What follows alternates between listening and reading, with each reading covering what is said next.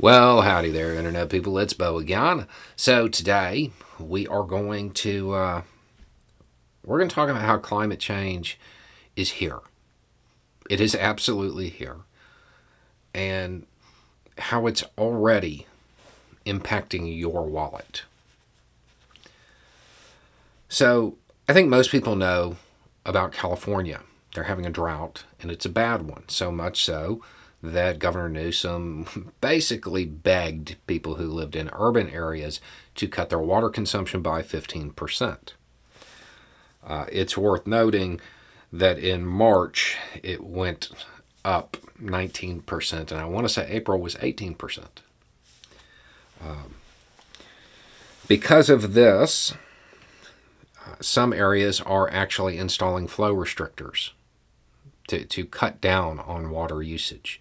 It's no longer a threat. It's actually happening. Private wells in rural areas are going dry. And a lot of that probably has to do with commercial pumping of water. But what does this have to do with you if you live outside of California? About a third of the veggies that are grown and harvested in the U.S. come from California. About 2/3 of the fruits and nuts.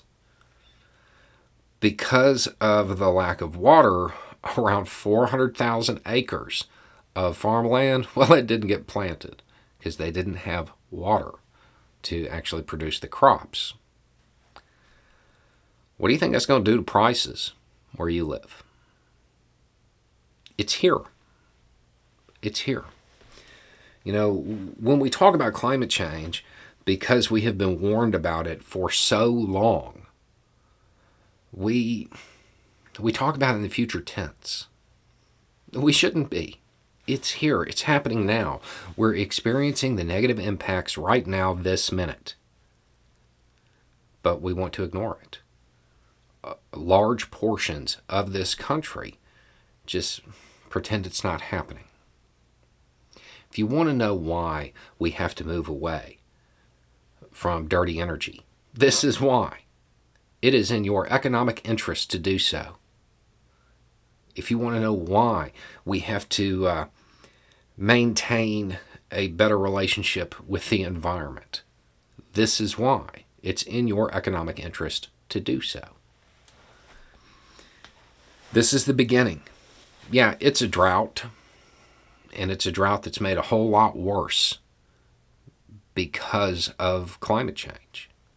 That's not really something that's debatable. And you still have people pushing the idea that the answer to our economic woes is to drill, baby, drill. No, it's not. It's going to make it worse.